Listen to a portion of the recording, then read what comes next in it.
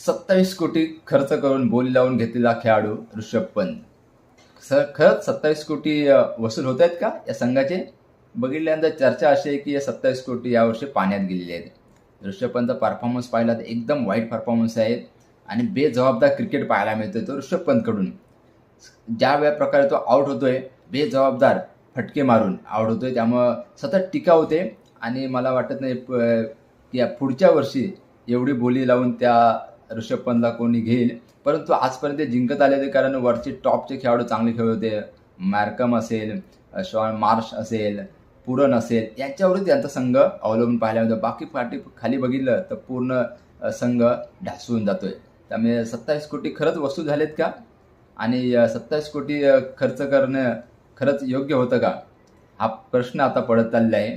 तो ऋषभ पंतच्या फलंदाजीवरती आणि बॅटिंगवरती आपल्याला पाहायला मिळतोय.